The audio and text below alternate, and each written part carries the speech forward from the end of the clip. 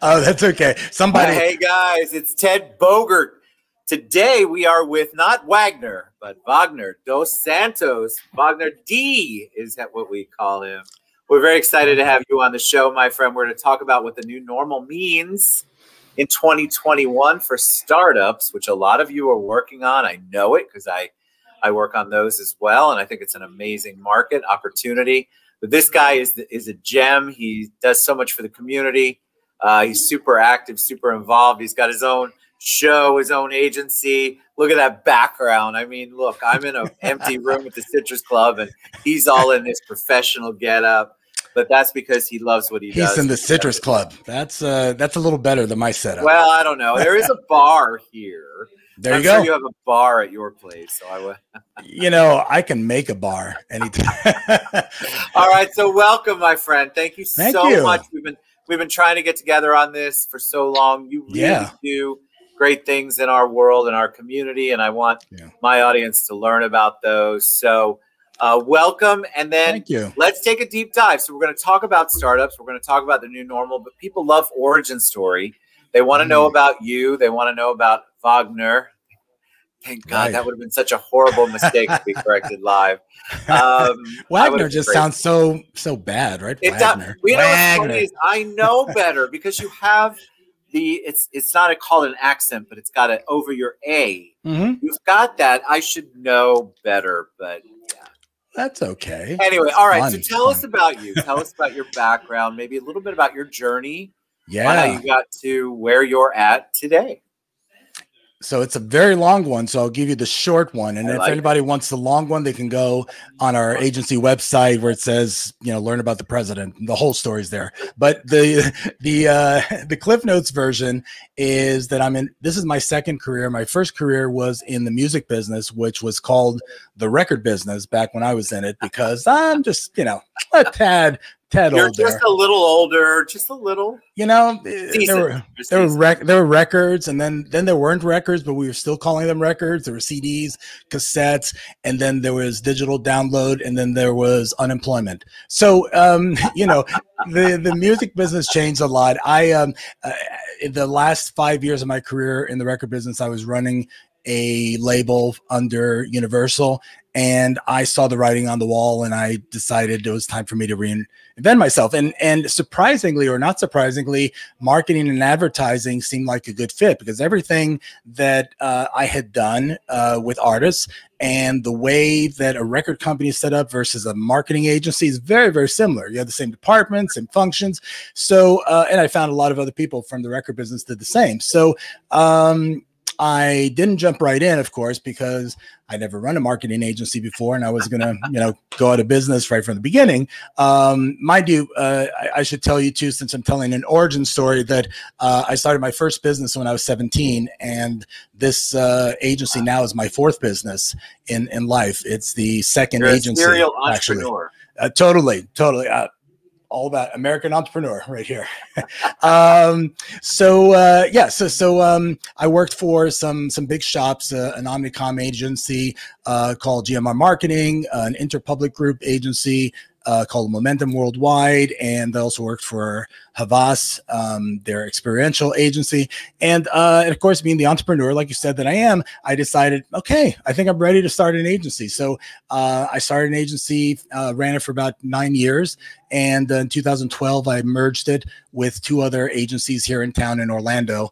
And then after that, I went to work for another agency that I won't mention. Didn't have the best of experiences, was there for almost 3 years, and then decided I had one more go at it. And a lot of people kind of pushed me and said, you can do it. And I was like, I don't know if I want to start a business all over again, but here I am. It's we're going to be celebrating our 5th year in October. Congratulations. All right, so let's talk a little bit about that. I want to talk about the entrepreneurial spirit.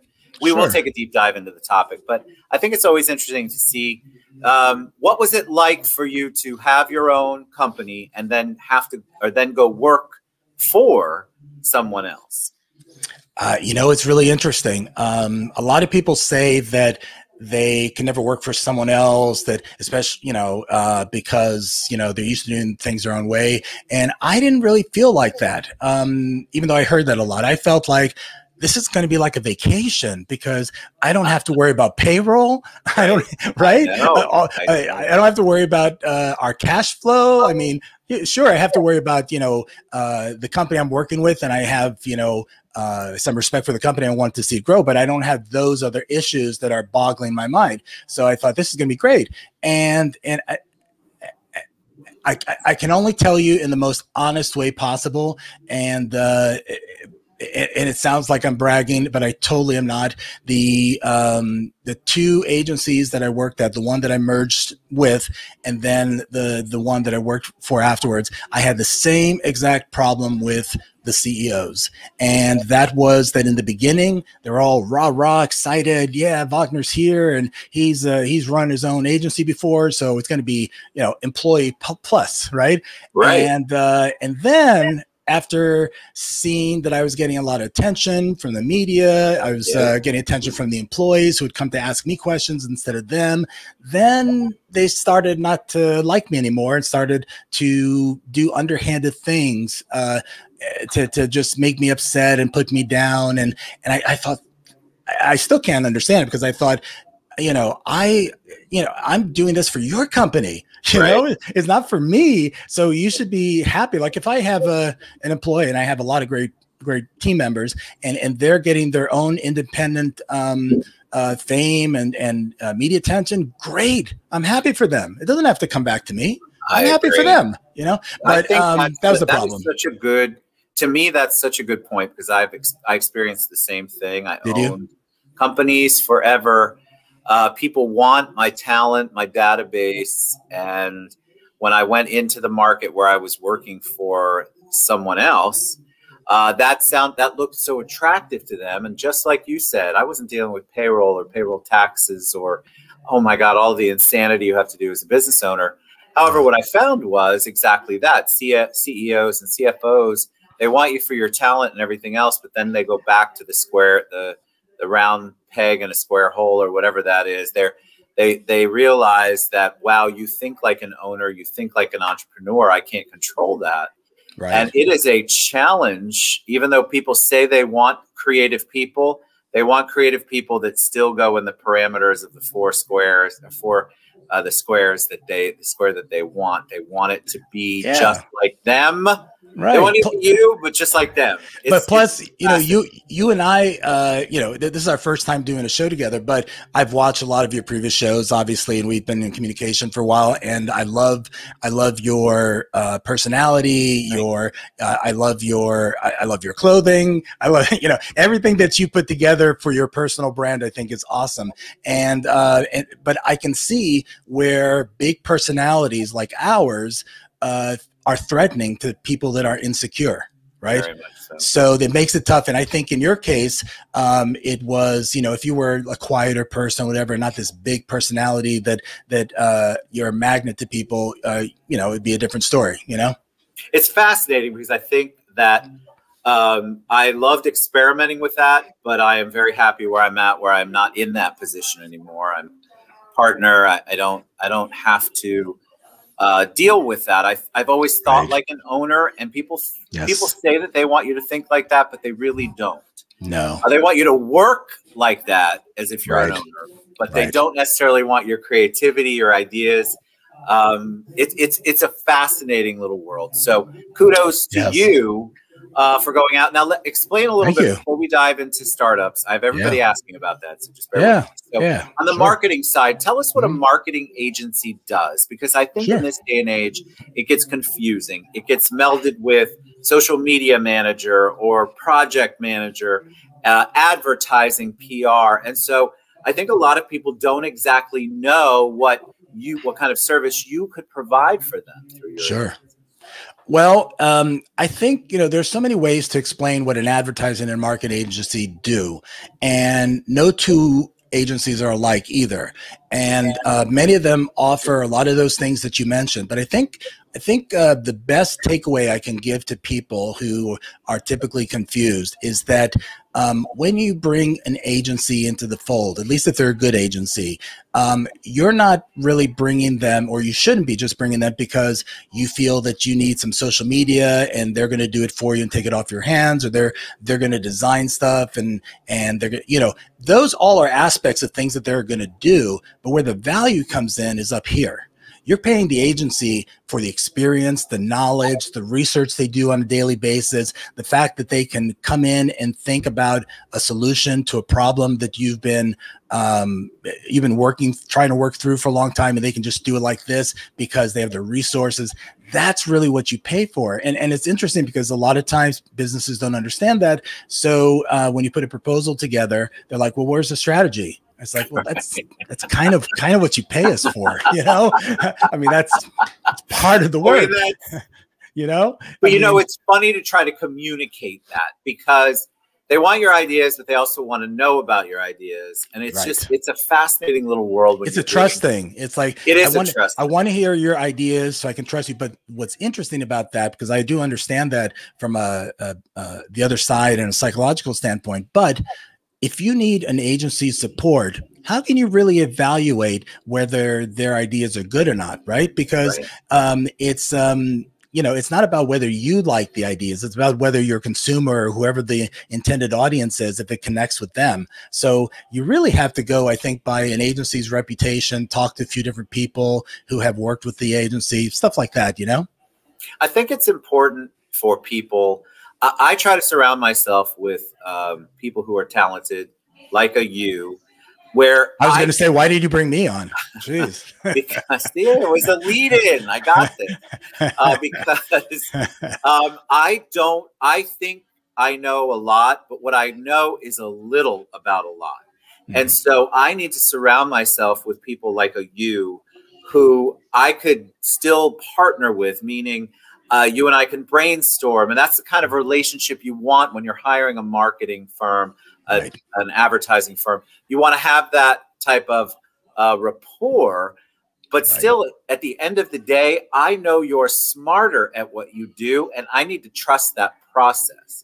And I think that's where a lot of entrepreneurs get caught up. They think that they're an entrepreneur in every aspect of their business. And it's just not true. You're an entrepreneurial spirit, but the business has all of these facets that you don't know how to do every one. I'm just telling you, I'm sorry, breaking the news to you guys, but you are not, you're a great entrepreneur. You might be a fantastic business owner, but you still can't be all things to all people.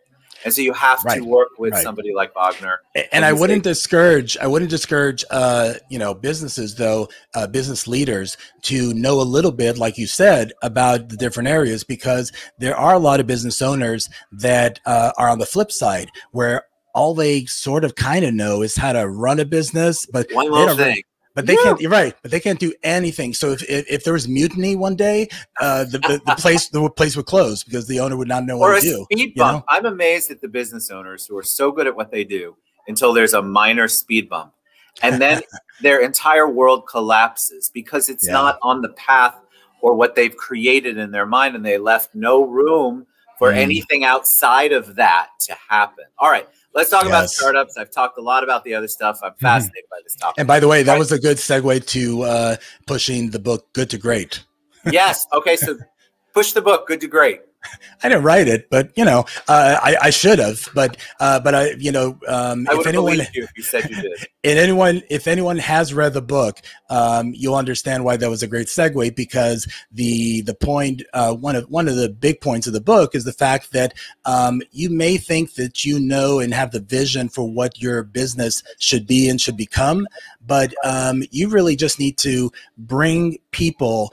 Not necessarily to specific positions, but people that are going to work with you in the company to then formulate what the business will become. Exactly. And it's an organic process, and that's how a lot of successful businesses are run. It's so important to know your strengths, and I mean know them. You have to own them and know them, but you also have to accept the things that you are not as good at. I'm not as good on the technology side. I know a little about a lot. So I know a little bit, but I'm not good enough to be the person who could make a decision all on my own without some sort of advisor or some sort of company. I think it's just so critical. All right, so let's talk about startups. Startups, okay. This is a big deal. So 2020 was such a challenge for most startups. Everything dried up. There were no meetings. You couldn't have funding meetings. I mean, it was fascinating what was going on.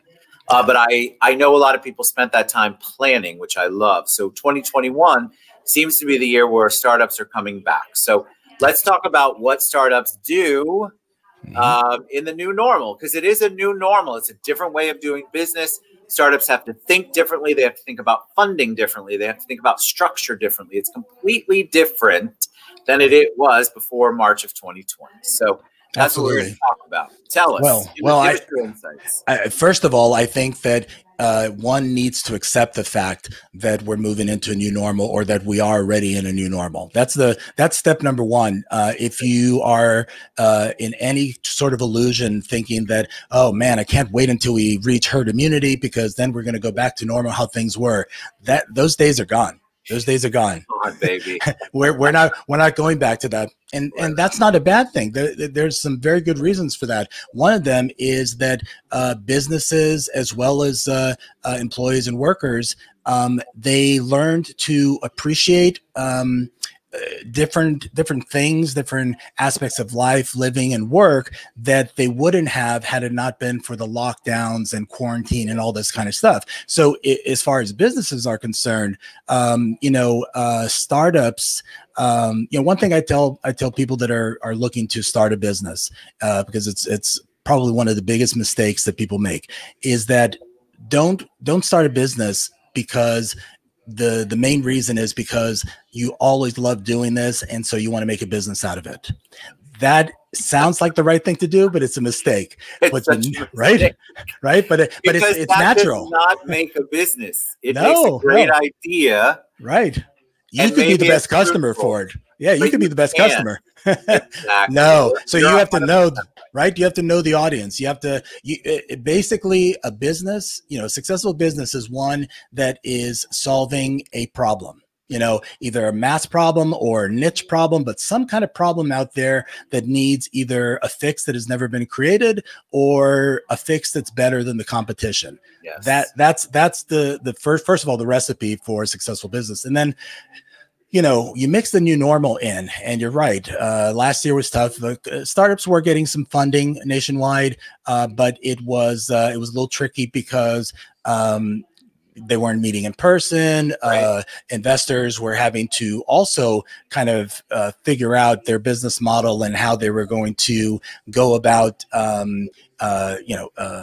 recruiting startups and soliciting startups in a different fashion and look into their business plans without seeing them. So it was a little slow in that regard. But what has happened for startups and other businesses as well is that it had this new normal has provided an opportunity for them to rethink their business models. A lot of things have changed. Companies that were opposed to people working from home and people working remotely were forced into that situation. Our agency embraced that about 2 years ago, so we were ahead of the curve. We have an office in downtown Orlando, but barely anybody shows up there. Right now, I just go there for the mail. And the problem, not to hash this out too long, but the problem is a lot of this stuff we were talking about earlier of those kind of CEOs, they're micromanagers. They don't trust. So that's why they have a problem not seeing somebody sitting by a desk, but sitting at a desk for 8 hours or 40 hours a week or more doesn't mean you're working. It just means you're sitting at the desk. Sure. So, but they don't understand that. They're, I think, bad businessmen for it. But startups have an opportunity now to be ahead of the curve, and the way to do that, before you could still do that, and there were trending models and forecasts that you could look at. And trending models, I mean, looking at human behavior, consumption, and what's going on, so that you can kind of get ahead of the curve of solving a problem that maybe isn't totally a problem yet, but it's going to be a problem pretty soon. Now you have to do that research almost on a daily basis, because the new normal, part of it means it's changing every day. We don't know what the next day is going to be like. And so you have to constantly be on your toes and rethink. So it's an opportunity, I think, for those small businesses to be nimble and try things out, try different things. Don't forget about what was done before and what was successful before, because that might not work again. Now we need fresh thinking. We need innovation, really. So what are you seeing out there from the startups? You know, I serve on a whole bunch of committees. I have my TED's community, which does a lot of stuff with startups. What are you seeing out there? And maybe for the people who are looking at a startup, maybe beginning one, you talk about one mistake, but what's some words of wisdom you can give them in order to deal with this new normal? Well, you know, some businesses have already done this. They've looked at the new normal and said, okay, well, people aren't going out to restaurants as often, so we're going to push delivery services. Now, you know, I grew up in the restaurant business. My family, they were restaurateurs for years, so I have a little insight into this, and I can tell you that most restaurants, especially if they sell alcohol, they'll make a lot of profit margin on the food. So having a delivery service only, that really hurt the restaurant business. Sure. You know, it wasn't a solution as some people may have thought. But you know, these delivery services, when people didn't want delivery, now they're seeking more delivery, and there's more companies popping up. So looking at the problems of today, what we have is, you know, we have the fact that people are separated physically. They're not going out to eat as much. They're doing a lot more online shopping, online shopping than ever before. So it maybe seems obvious, but I have to say that online businesses are definitely on the rise. So thinking about a business that has a strong e-commerce platform would be very smart thinking, because that's also not going to change anytime soon, because people who weren't so accustomed to online shopping, like the freak that I am that shops on Amazon every day, you know, every day, man. Like that's where I go. I don't know how not to go there. It's an addiction. It's an addiction. It's like women and their shoes, me and my man toys, you know? So that doesn't sound good, but you know what I mean.